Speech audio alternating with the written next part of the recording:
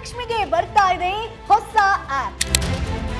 ಖುದ್ದು ಅಧಿಕಾರಿಗಳು ನಿಮ್ಮ ಮನೆ ಬಾಗಿಲಿಗೆ ಬರ್ತಾರೆ. ಹಾಗಾದ್ರೆ ಏನೇನ್ ಪ್ರಶ್ನೆಯನ್ನ ಕೇಳ್ತಾರೆ, ಏನೇನ್ ದಾಖಲೆಗಳನ್ನ ನೀವು ತೋರಿಸಬೇಕಾಗತ್ತೆ, ಗೃಹಲಕ್ಷ್ಮಿಗೆ ಜಾತಿ ಪ್ರಮಾಣ ಪತ್ರ ಕೊಡ್ಲೇಬೇಕಾ? ಈ ಬಾರಿ ಕಡ್ಡಾಯವಾಗಿ ಮತದಾರರ ಗುರುತಿನ ಚೀಟಿ ವೋಟರ್ ಐಡಿಯನ್ನ ಕೂಡ ಕೇಳ್ತಾರೆ.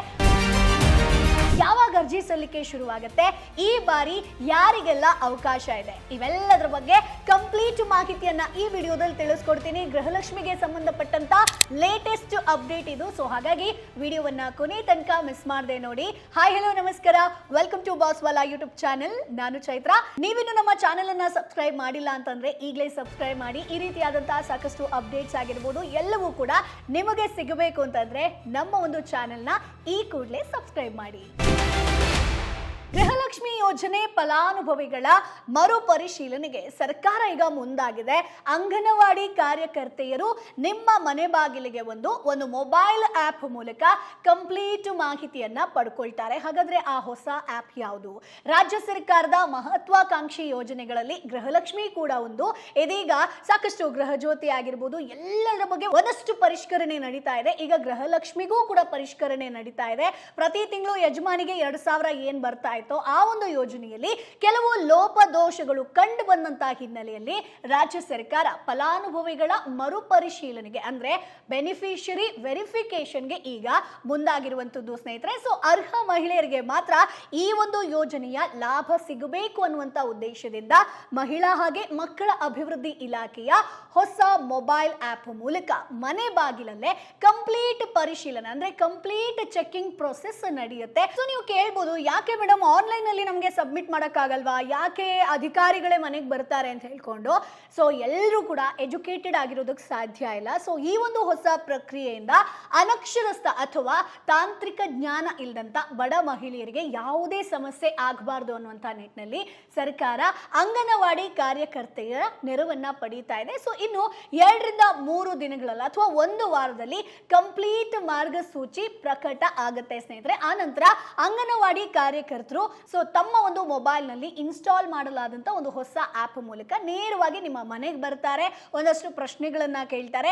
ತಾಂತ್ರಿಕ ಸಮಸ್ಯೆಗಳನ್ನ ಎದುರಿಸ್ತಿರೋರು ಹೊಸದಾಗಿ ಅರ್ಜಿ ಸಲ್ಲಿಸೋದಕ್ಕೆ ಅವಕಾಶವನ್ನ ಮಾಡ್ಕೊಡ್ತಾರೆ. ಅಂದ್ರೆ ಇವರೇ ನಿಮ್ಗೆ ಹೆಲ್ಪ್ ಮಾಡ್ತಾರೆ ಸ್ನೇಹಿತರೆ. ಬಟ್ ಇಲ್ಲಿ ನಿಮ್ಗೊಂದು ಕ್ಲಿಯರ್ ಕಟ್ ಆಗಿ ಹೇಳ್ತೀನಿ, ಯಾರಿಗೆಲ್ಲ ಅವಕಾಶ ಇದೆ, ಎಲ್ರಿಗೂ ಕೂಡ ಅವಕಾಶ ಇದೆಯಾ? ಸೊ ಮೊದಲನೇದಾಗಿ ಇಲ್ಲಿ ಚೆಕ್ ಮಾಡ್ಕೊಳ್ಳಿ. ಈ ಒಂದು ಮರುಪರಿಶೀಲನೆಯಲ್ಲಿ ಹೊಸ ಅರ್ಜಿ ಸಲ್ಲಿಕೆ ಪ್ರಕ್ರಿಯೆಯಲ್ಲಿ ಯಾರೆಲ್ಲ ಪಾರ್ಟಿಸಿಪೇಟ್ ಮಾಡಬಹುದು ಅನ್ನುವಂಥದ್ದನ್ನ ಸರ್ಕಾರ ಸ್ಪಷ್ಟನೆ ಕೊಟ್ಟಿದೆ. ಸೊ ಮೊದಲನೇದಾಗಿ ಕಡ್ಡಾಯವಾಗಿ ಮತದಾರರ ಪಟ್ಟಿಯಲ್ಲಿ ಹೆಸರಿದ್ದು ಮನೆಯ ಯಜಮಾನಿಗೆ ಮಾತ್ರ ಹಣ ಪಡೆಯೋದಕ್ಕೆ ಇಲ್ಲಿ ಅವಕಾಶ ಇರುತ್ತೆ. ಸೊ BPL ಟು APL ಹೊಂದಿರುವ ಮಹಿಳೆಯರು ಇಲ್ಲಿ ಅರ್ಜಿಯನ್ನ ಸಲ್ಲಿಸಬಹುದು ಸ್ನೇಹಿತರೆ. ಅಂದ್ರೆ ನಿಮ್ಮ BPL ಕಾರ್ಡ್ ಇತ್ತು, ಈಗ APL ಕಾರ್ಡ್ ಆಗಿದೆ. ಸೊ ನೀವು ಕೂಡ ಅರ್ಜಿಯನ್ನ ಸಲ್ಲಿಸಬಹುದು. ಈಗಾಗಲೇ ಗೃಹಲಕ್ಷ್ಮಿ ಯೋಜನೆಯ ಫಲಾನುಭವಿಯಾಗಿದ್ದು ತಮ್ಮ ಒಂದು ಮಾಹಿತಿಯನ್ನ ಅಪ್ಡೇಟ್ ಮಾಡಬೇಕಾದಂತ ಮಹಿಳೆಯರು ಅಂದ್ರೆ ಬ್ಯಾಂಕ್ ಅಕೌಂಟ್ ಆಗಿರ್ಬೋದು, ಮೊಬೈಲ್ ನಂಬರ್ ಅಪ್ಡೇಟ್ ಮಾಡಬೇಕು ಅಂತಂದ್ರೆ ಅರ್ಜಿಯನ್ನ ಸಲ್ಲಿಸಬಹುದು. ಹೊಸದಾಗಿ ಯೋಜನೆಯ ಲಾಭ ಪಡೆಯೋದಕ್ಕೆ ಬಯಸುವಂತ ಎಲ್ಲ ಅರ್ಹ ಮಹಿಳೆಯರು ಅರ್ಜಿ ಸಲ್ಲಿಸೋದಕ್ಕೆ ಅರ್ಹರಾಗಿರ್ತೀರಾ. ಹಾಗಾದ್ರೆ ಹೊಸ ಅರ್ಜಿಯನ್ನ ಹೇಗೆ ಸಲ್ಲಿಸೋದು? ಸೊ ಅಂಗನವಾಡಿ ಸಿಬ್ಬಂದಿಯವರು ಮೊಬೈಲ್ ನಲ್ಲಿ ಗೃಹಲಕ್ಷ್ಮಿ ಆಪ್ ಅನ್ನ ಇನ್ಸ್ಟಾಲ್ ಮಾಡ್ತಾರೆ. ನೀವೇ ಸಪರೇಟ್ ಆಗಿ ಇನ್ಸ್ಟಾಲ್ ಮಾಡಬೇಕು ಅಂತಿಲ್ಲ. ಈ ಆಪ್ ನ ಮೂಲಕ ಅನಕ್ಷರಸ್ಥರು, ಬಡವರು ಅರ್ಜಿಯನ್ನ ಸಲ್ಲಿಸಬಹುದು. ಕರ್ನಾಟಕವನ್ನಾಗಿರ್ಬೋದು, ಬೆಂಗಳೂರವನ್ನಾಗಿರ್ಬೋದು, ಗ್ರಾಮವನ್ನೂ ಕೂಡ ಅರ್ಜಿ ಸಲ್ಲಿಕೆಗೆ ಅವಕಾಶ ಇದೆ. ಸೊ ಸೇವಾ ಕೇಂದ್ರಗಳಲ್ಲೂ ಕೂಡ ನೀವು ಅರ್ಜಿಯನ್ನ ಸಲ್ಲಿಸಬಹುದು ಸ್ನೇಹಿತರೆ. ಅರ್ಜಿ ಸ್ವೀಕಾರದ ವೇಳೆ ಬಯೋಮೆಟ್ರಿಕ್ ಫೇಸ್ ರೆಕಗ್ನೈಸೇಷನ್ ಅನ್ನ ಕೇಳ್ತಾರೆ. ಜೊತೆಗೆ ರಾಜ್ಯದಲ್ಲಿನ ಬ್ಯಾಂಕ್ ಖಾತೆ ವಿವರ ನೀಡಬೇಕು. ಇದು ಯಾಕೆ ಅನ್ನೋದನ್ನ ಹೇಳ್ತೀನಿ. ಸೊ BPL ಆಗಿರ್ಬೋದು, APL ಕಾರ್ಡ್ದಾರರು ಅರ್ಹರಾಗಿರ್ತಾರೆ. ಸೊ ನೀವು ಅದನ್ನ ಸಬ್ಮಿಟ್ ಮಾಡಬೇಕು. IT GST ಪಾವತಿದಾರರು ಈ ಯೋಜನೆಗೆ ಅರ್ಹರಾಗಿರೋದಿಲ್ಲ. ಇದನ್ನ ಗಮನದಲ್ಲಿಟ್ಕೊಳ್ಳಿ. ಸೊ ಬಟ್ ತುಂಬಾ ಜನ ನಾನು ಸೋಷಿಯಲ್ ಮೀಡಿಯಾದಲ್ಲಿ ಚೆಕ್ ಮಾಡಿದೆ, ಗೃಹಲಕ್ಷ್ಮಿ ಯೋಜನೆಗೆ ಜಾತಿ ಪ್ರಮಾಣ ಪತ್ರ ಬೇಕಾ ಅನ್ನುವಂತ ಕನ್ಫ್ಯೂಷನ್ ಅಲ್ಲಿ ತುಂಬಾ ಜನ ಇದ್ದಾರೆ.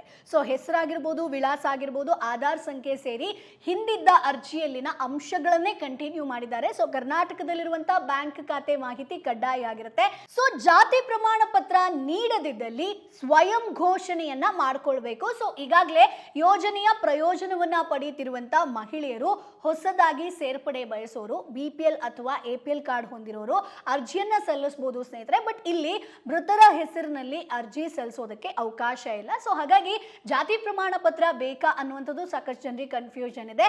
ಸದ್ಯದ ಮಟ್ಟಿಗೆ ಜಾತಿ ಪ್ರಮಾಣ ಪತ್ರವನ್ನ ಎಲ್ಲೂ ಕೂಡ ಕೇಳ್ತಾ ಇಲ್ಲ. ಬಟ್ ಇಲ್ಲಿ ತುಂಬಾ ಜನರಿಗಿರುವಂತ ಒಂದು ಪ್ರಶ್ನೆ ಏನ್ ಗೊತ್ತಾ, ಯಾಕೆ ಮರುಪರಿಶೀಲನೆ ಮಾಡ್ತಾ ಇದ್ದಾರೆ, ಇದಕ್ಕೆ ರೀಸನ್ ಏನು ಅನ್ನುವಂಥದ್ದು.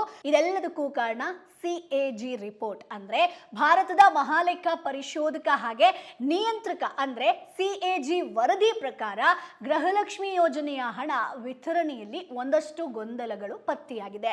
ಈ ಲೋಪಗಳನ್ನ ಸರಿಪಡಿಸೋದಕ್ಕೆ ಹಾಗೆ ನೈಜ ಫಲಾನುಭವಿಗಳು ಯಾರು ಇದಕ್ಕೆ ಅರ್ಹರಾಗಿದ್ದಾರೋ ಅವರಿಗೆ ಮಾತ್ರ ಈ 2,000 ಸಿಗಬೇಕು ಅನ್ನುವಂತ ನಿಟ್ಟಿನಲ್ಲಿ ಈ ಹೆಜ್ಜೆಯನ್ನ ಇಟ್ಟಿರುವಂತದ್ದು. ಮುಖ್ಯಮಂತ್ರಿಗಳ ಅಧ್ಯಕ್ಷತೆಯಲ್ಲಿ ವಿಧಾನಸೌಧದ ಸಮಿತಿ ಕೊಠಡಿಯಲ್ಲಿ ಒಂದಷ್ಟು ಯೋಜನೆ ಅಂದ್ರೆ ಈ ಗ್ಯಾರಂಟಿ ಯೋಜನೆಗಳ ಬಗ್ಗೆ ಸಿಕ್ಕಾಪಟ್ಟೆ ಚರ್ಚೆ ಆಗಿದೆ. ಅದರಲ್ಲಿ ಒಂದಷ್ಟು ಅಂಶಗಳ ಬಗ್ಗೆ ಡಿಸ್ಕಸ್ ಮಾಡಿದ್ದಾರೆ ನೋಡಿ. ಸೊ ನಾನು ಹೇಳ್ತಾ ಹೋಗ್ತೀನಿ ಯಾವ್ಯಾವ ಅಂಶಗಳು ಅಲ್ಲಿ ಡಿಸ್ಕಸ್ ಆಗಿದೆ ಅನ್ನುವಂಥದ್ದು ಮೇಜರ್ ಆಗಿ. ಸೊ ಇದೆಲ್ಲದಕ್ಕೂ ಕಾರಣ ಇದೇ ಆಗಿರುತ್ತೆ. ಸೊ ಮೊದಲನೇದಾಗಿ ಏರ್ಟೆಲ್ ಬ್ಯಾಂಕ್ ನಲ್ಲಿ UPI ಖಾತೆಗಳನ್ನ ತೆಗೆದು ದುರುಪಯೋಗ ಪಡಿಸ್ಕೊಳ್ತಿರೋ ಪ್ರಕರಣಗಳು ಇತ್ತೀಚೆಗೆ ಜಾಸ್ತಿ ಆಗ್ತಾ ಇದೆ. ಇದು ಅಧಿಕಾರಿಗಳು ಸಭೆಯ ಗಮನಕ್ಕೆ ತಂದಿರುವಂತದ್ದು. ಇನ್ನು ಎರಡನೇದಾಗಿ ಖಾತೆಗಳು ಕರ್ನಾಟಕ ರಾಜ್ಯದಲ್ಲಿ ಮಾತ್ರ ಇರಬೇಕು, ಇತರ ರಾಜ್ಯಗಳಲ್ಲಿರುವಂತ ಖಾತೆಗಳಿಗೆ ಹಣ ಹೋಗ್ತಿರೋದು ಗೊತ್ತಾಗಿದೆ. ಇವುಗಳನ್ನ ಸ್ಟಾಪ್ ಮಾಡಬೇಕು. ಇನ್ನು ನಮ್ಮ ರಾಜ್ಯದ ಯೋಜನೆಗಳು ನಮ್ಮ ರಾಜ್ಯದ ಫಲಾನುಭವಿಗಳಿಗೆ ಮಾತ್ರ ಸಿಗಬೇಕು, ಇತರ ರಾಜ್ಯದ ಮತದಾರರಿಗೆ ಯೋಜನೆಯ ಲಾಭ ಆಗ್ತಾ ಇದೆ. ಸೊ ಇದನ್ನ ಸ್ಟಾಪ್ ಮಾಡಬೇಕು. ಇನ್ನು ನಾಲ್ಕನೇದಾಗಿ ಅನುಕೂಲಸ್ಥರು ಯಾರಾದರೂ ಗ್ಯಾರಂಟಿ ಯೋಜನೆಗಳನ್ನ ಸ್ವಯಂ ಪ್ರೇರಿತವಾಗಿ ಬಿಟ್ಟುಕೊಡುವ ಮೂಲಕ ಇತರ ಅರ್ಹ ಫಲಾನುಭವಿಗಳೇ ನೆರವಾದ್ರೆ ಇದೊಂದು ಒಳ್ಳೆ ಕೆಲಸ ಅಂತ ಹೇಳಿದ್ದಾರೆ. ಅಂಥವರಿಗೆ ನಾವು ಪ್ರೋತ್ಸಾಹ ನೀಡ್ತೀವಿ ಅಂತ. ಅಂದ್ರೆ ಈಗ ಈ ಒಂದು ಯೋಜನೆಗೆ ನಾನು ಅರ್ಹ ಅಲ್ಲ, ಸೊ ನಾನು IT GST ಆಗಿರ್ಬೋದು ಎಲ್ಲವನ್ನ ಪಾವತಿಸ್ತೀನಿ, ಆದ್ರೂ ಕೂಡ ನಾನು 2,000 ಹಣ ಪಡಿತಾ ಇದ್ದೀನಿ, ಇದು ತಪ್ಪು. ಸೊ ಹಾಗಾಗಿ ಇದನ್ನ ನಾನು ಸ್ಟಾಪ್ ಮಾಡ್ತೀನಿ ಅಂತಂದ್ರೆ ಸರ್ಕಾರ ನಿಮಗೆ ಪ್ರೋತ್ಸಾಹವನ್ನ ನೀಡುತ್ತೆ. ಅಂದ್ರೆ ನಾವೇ ಖುದ್ದಾಗಿ ಇಲ್ಲ ನಾನು ಇದರ ಒಂದು ಬೆನಿಫಿಟ್ ಅನ್ನ ನಾನು ಪಡ್ಕೊಳ್ಳೋ ಹಾಗಿಲ್ಲ ಅಂತ ಹೇಳ್ಕೊಂಡು ಸ್ಟಾಪ್ ಮಾಡಿದ್ರೆ ಇದು ಬೆಸ್ಟ್ ಅನ್ನುವಂಥದ್ದನ್ನ ಈ ಒಂದು ಸಭೆಯಲ್ಲಿ ಡಿಸ್ಕಸ್ ಮಾಡಿದ್ದಾರೆ. ಇನ್ನು ಸ್ನೇಹಿತರೆ ಗೃಹಲಕ್ಷ್ಮಿ ಯೋಜನೆ ಬಗ್ಗೆ ಒಂದಷ್ಟು ಟೆಕ್ನಿಕಲ್ ಏನ್ ಸಮಸ್ಯೆ ಇದೆಯೋ ಅದರ ಬಗ್ಗೆ ಕೂಡ ಡಿಸ್ಕಸ್ ಮಾಡಿದ್ದಾರೆ. ಸಾಕಷ್ಟು ಟೆಕ್ನಿಕಲ್ ಸಮಸ್ಯೆ ಆಗ್ತಾ ಇದೆ ಅಂತ. ಹಾಗೆ ಸ್ನೇಹಿತರೆ ಮರಣ ಹೊಂದಿದವರ ಖಾತೆಗೆ ದುಡ್ಡು ಹೋಗ್ತಾ ಇದೆ. ಸೊ ಮರಣ ಹೊಂದಿದ ಫಲಾನುಭವಿಗಳ ಸಂಖ್ಯೆ ರೈಟ್ ಟೈಮ್ ಅಲ್ಲಿ ಅದರ ಒಂದು ಇನ್ಫಾರ್ಮೇಶನ್ ಸಿಗದಿರೋ ಕಾರಣ KYC ಆಗಿರಬಹುದು, ಬ್ಯಾಂಕ್ ಖಾತೆ ಆಗಿರಬಹುದು ಅಥವಾ NPCI ನಿಷ್ಕ್ರಿಯ ಆಗಿರೋ ಫಲಾನುಭವಿಗಳ ಕುರಿತಂತೆ ಒಂದಷ್ಟು ಚರ್ಚೆಯನ್ನ ಮಾಡಿದ್ದಾರೆ. ಸೊ ಒಂದೇ ಖಾತೆಯಲ್ಲಿ ಹಲವು ಫಲಾನುಭವಿಗಳು ಗೃಹಲಕ್ಷ್ಮಿ ಹಣವನ್ನ ಪಡೀತಾ ಇದ್ದಾರೆ.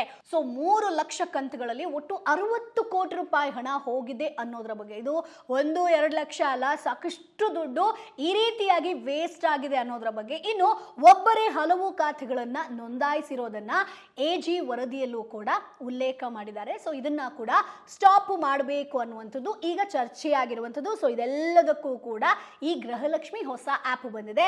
19,020 ಫಲಾನುಭವಿಗಳು ಒಂದೇ ಬ್ಯಾಂಕ್ ಖಾತೆಯನ್ನ ಹಂಚಿಕೊಂಡಿರೋದು ವರದಿಯಲ್ಲಿ ಬಹಿರಂಗ ಆಗಿದೆ.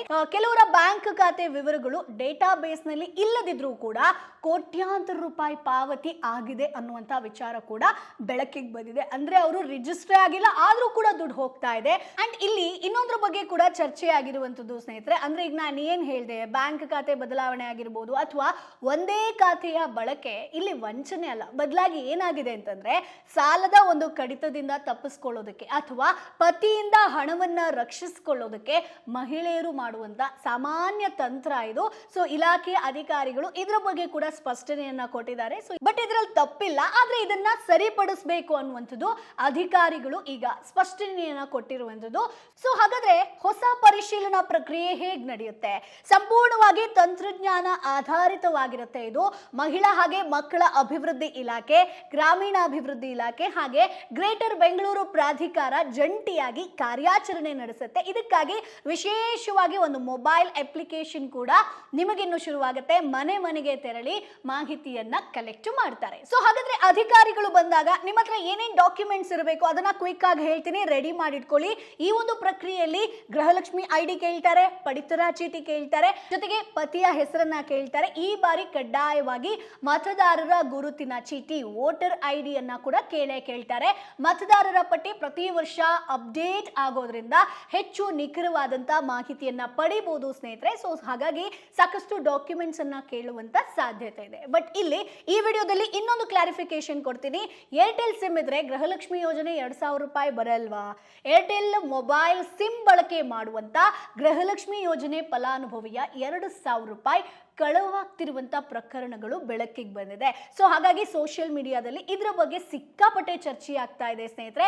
ಮುಖ್ಯಮಂತ್ರಿ ಡಿ.ಕೆ. ಶಿವಕುಮಾರ್ ಅಧ್ಯಕ್ಷತೆಯಲ್ಲಿ ನಡೆದಂತ ಗ್ಯಾರಂಟಿ ಯೋಜನೆಗಳ ಅನುಷ್ಠಾನದ ಪ್ರಗತಿ ಪರಿಶೀಲನೆ ಸಭೆಯಲ್ಲಿ ಏರ್ಟೆಲ್ ಮೊಬೈಲ್ ಸಿಮ್ ಅನ್ನ ಬಳಕೆದಾರರಿಗೆ ಲಭ್ಯವಾಗುವಂತ ಏರ್ಟೆಲ್ ಆಪ್ ಬ್ಯಾಂಕ್ನಲ್ಲಿ UPI ಖಾತೆಗಳನ್ನ ತೆಗೆದು ಗೃಹಲಕ್ಷ್ಮಿ ಯೋಜನೆಯ ಫಲಾನುಭವಿಯ 2,000 ರೂಪಾಯಿಯನ್ನ ದುರುಪಯೋಗ ಪಡ್ಕೊಳ್ತಾ ಇದ್ದಾರೆ. ಸೊ ಇದನ್ನ ಸ್ಟಾಪ್ ಮಾಡೋದು ಅನ್ನೋದು ಕೂಡ ಚರ್ಚೆ ಆಗಿದೆ ಸ್ನೇಹಿತರೆ. ಸೊ ಈ ವೇಳೆ ಡಿ.ಕೆ. ಶಿವಕುಮಾರ್ ಏನ್ ಹೇಳಿದಾರೆ ಅಂತಂದ್ರೆ, ಬ್ಯಾಂಕ್ ಖಾತೆಗಳು ಕರ್ನಾಟಕ ರಾಜ್ಯದಲ್ಲಿ ಮಾತ್ರ ಇರಬೇಕು, ಇತರ ರಾಜ್ಯಗಳಲ್ಲಿರುವಂತಹ ಖಾತೆಗಳಿಗೆ ಹಣ ಹೋಗ್ತಿರೋದನ್ನ ಪತ್ತೆ ಮಾಡಬೇಕು, ಇವುಗಳನ್ನ ಸ್ಟಾಪ್ ಮಾಡಬೇಕು, ನಮ್ಮ ರಾಜ್ಯದ ಯೋಜನೆಗಳು ನಮ್ಮ ರಾಜ್ಯದ ಫಲಾನುಭವಿಗಳಿಗೆ ಮಾತ್ರ ಸಿಗಬೇಕು, ಇತರ ರಾಜ್ಯದ ಮತದಾರರಿಗೆ ಈ ಯೋಜನೆ ಲಾಭ ಆಗ್ತಾ ಇದೆ. ಸೊ ಇದನ್ನ ನಾವು ಸ್ಟಾಪ್ ಮಾಡಬೇಕು ಅನ್ನೋದನ್ನ ಹೇಳಿದ್ದಾರೆ. ಸೊ ಹಾಗಾಗಿ ಏರ್ಟೆಲ್ ಸಿಮ್ ಇದ್ರೆ 2,000 ಬರಲ್ಲ ಅನ್ನುವಂಥದ್ದಲ್ಲ. ಸೊ ಇದರಲ್ಲಿ ದುರುಪಯೋಗ ಆಗ್ತಾ ಇದೆ, ಇದನ್ನ ಐಡೆಂಟಿಫೈ ಮಾಡ್ತಾ ಇದ್ದಾರೆ. ಸೊ ಹಾಗಾಗಿ ಒಬ್ಬ ಅರ್ಹ ಫಲಾನುಭವಿಗಳಿಗೆ ತೊಂದರೆ ಆಗಬಾರದು ಅನ್ನುವಂಥದ್ದನ್ನ ಸಿಎಂ ಹೇಳಿದ್ದಾರೆ.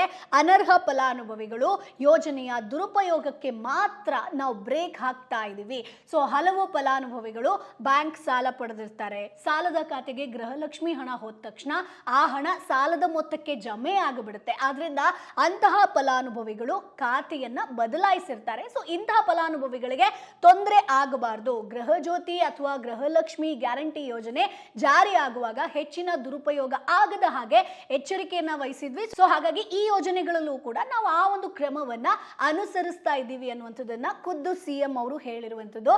ಸೊ ಎಂದಿನಂತೆ ಕರ್ನಾಟಕ ಒನ್, ಬೆಂಗಳೂರು ಒನ್ ಆಗಿರ್ಬೋದು, ಗ್ರಾಮ ಒನ್ ಆಗಿರ್ಬೋದು, ಅಧಿಕೃತ ಬ್ರೌಸಿಂಗ್ ಸೆಂಟರ್ಗಳಲ್ಲಿ ಅರ್ಜಿಯನ್ನ ಸಲ್ಲಿಸೋದಕ್ಕೆ ಅವಕಾಶ ಇದೆ ಸ್ನೇಹಿತರೆ. ಸೊ ಈ ಬಾರಿಯ ಮರು ಅರ್ಜಿಯಲ್ಲಿ ದುರುಪಯೋಗ ತಡೆಯೋದಕ್ಕೆ ಬಯೋಮೆಟ್ರಿಕ್ ಅಥವಾ ಫೇಸ್ ರೆಕಾಗ್ನೈಸೇಷನ್ ಅಂದ್ರೆ ಮುಖ ಗುರುತಿಸುವಿಕೆ ತಂತ್ರಜ್ಞಾನವನ್ನ ಅಳವಡಿಸುವುದಕ್ಕೆ ಮುಂದಾಗಿದ್ದಾರೆ. ಸೊ ಹಾಗಾಗಿ ಅಂಗನವಾಡಿ ಕಾರ್ಯಕರ್ತರು ಫೋನ್ನಲ್ಲಿ ಥಂಬ್ ಮೆಷಿನ್ ಇರುತ್ತಲ್ಲ, ಆ ವ್ಯವಸ್ಥೆ ಈ ಬಾರಿ ಇರೋದಿಲ್ಲ.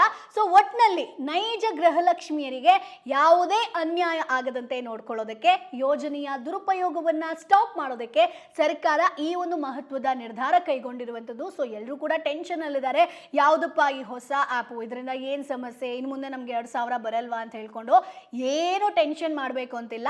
ನೀವು ಕರೆಕ್ಟ್ ಆಗಿ ಎಲ್ಲಾ ದಾಖಲೆಗಳನ್ನ ಸಬ್ಮಿಟ್ ಮಾಡಿ ಗೃಹಲಕ್ಷ್ಮಿ ಯೋಜನೆಗೆ ನೀವು ಎಲ್ಲಾ ರೀತಿಯಲ್ಲೂ ಅರ್ಹರಾಗಿದ್ರೆ ಖಂಡಿತ 2,000 ರೂಪಾಯಿ ಕಂಟಿನ್ಯೂ ಆಗುತ್ತೆ. ಸೊ ಯಾವಾಗ ಬರ್ತಾರೆ ಅಂಗನವಾಡಿ ಕಾರ್ಯಕರ್ತರು, ನಾವು ಎಷ್ಟು ವೆಯ್ಟ್ ಮಾಡಬೇಕು ಅಂತಂದ್ರೆ ಇದ್ರ ಬಗ್ಗೆ ಅಧಿಕೃತವಾಗಿ ಇನ್ನೂ ಕೂಡ ಸೂಚನೆ ಬಂದಿಲ್ಲ. ಸೊ ಯಾವಾಗ ಬರ್ತಾರೆ ಏನು ಅನ್ನುವಂತ ಮಾರ್ಗಸೂಚಿಗಳು ಇನ್ನು ಮುಂದೆ ಪ್ರಕಟ ಆಗುತ್ತೆ. ಸೊ ಹಾಗಾಗಿ ಆ ಅಪ್ಡೇಟ್ಗಳು ನಿಮ್ಗೆ ಸಿಗಬೇಕು ಅಂತಂದ್ರೆ ನಮ್ಮ ಚಾನೆಲ್ನ ಸಬ್ಸ್ಕ್ರೈಬ್ ಮಾಡೋದನ್ನ ಮರಿಬೇಡಿ. ಈ ವಿಡಿಯೋನ ಒಂದಷ್ಟು ಜನರಿಗೆ ಶೇರ್ ಮಾಡಿ. ಸೊ ಹಾಗಾಗಿ ಈ ವಿಡಿಯೋದಲ್ಲಿ ನಿಮಗೆ ಯಾವ ರೀತಿಯಾಗಿ ಗೃಹಲಕ್ಷ್ಮಿ ಯೋಜನೆ ದುರುಪಯೋಗ ಆಗ್ತಾ ಇದೆ, ಸೊ ಅರ್ಜಿಯನ್ನ ಸಲ್ಲಿಸ್ತೀರಾ ಅಂತಂದ್ರೆ ಯಾರಿಗೆಲ್ಲ ಅವಕಾಶ ಇದೆ, ಏನೇನ್ ಡಾಕ್ಯುಮೆಂಟ್ಸ್ ಬೇಕು, ಅಂಗನವಾಡಿ ಕಾರ್ಯಕರ್ತರು ಬಂದು ಏನ್ ಕೇಳ್ತಾರೆ, ಇವೆಲ್ಲರ ಬಗ್ಗೆ ಹೇಳಿದ್ದೀನಿ. ಸೊ ಹಾಗಾಗಿ ವಿಡಿಯೋವನ್ನ ಒಂದಷ್ಟು ಜನರಿಗೆ ನಿಮ್ಮ ಫ್ರೆಂಡ್ಸು ಫ್ಯಾಮಿಲಿಗೆ ಶೇರ್ ಮಾಡೋದನ್ನ ಮರಿಬೇಡಿ. ಮುಂದಿನ ವಿಡಿಯೋದಲ್ಲಿ ಮತ್ತಷ್ಟು ಮಾಹಿತಿ ಜೊತೆ ನಾನು ನಿಮ್ಮ ಮುಂದೆ ಹಾಜರಿಡ್ತೀನಿ. ಸೊ ನಿಮ್ಗೂ ಕೂಡ ಇನ್ನೂ ಕೂಡ ಗೃಹಲಕ್ಷ್ಮಿ ಯೋಜನೆ ದುಡ್ಡು ಬಂದಿಲ್ವಾ, ಸೊ ನೀವು ಎಲ್ಲಿ ಅವರು ಅದನ್ನ ಕಮೆಂಟ್ ಬಾಕ್ಸ್ ಅಲ್ಲಿ ತಪ್ಪದೇ ತಿಳಿಸಿ. ಮುಂದಿನ ಎಪಿಸೋಡ್ ಅಲ್ಲಿ ಮತ್ತೆ ನಿಮ್ಮನ್ನ ಭೇಟಿ ಆಗ್ತೀನಿ. ಅಲ್ಲಿವರೆಗೂ ಬೈ ಬಾಯ್. ಬ್ರಾಂಡ್ ಪಾರ್ಟ್ನರ್ಶಿಪ್ ಮತ್ತು ಜಾಹೀರಾತಿಗಾಗಿ ಸಂಪರ್ಕಿಸಿ brand@bosswala.com. WhatsApp number 9108014192. Bosswala. Be the boss.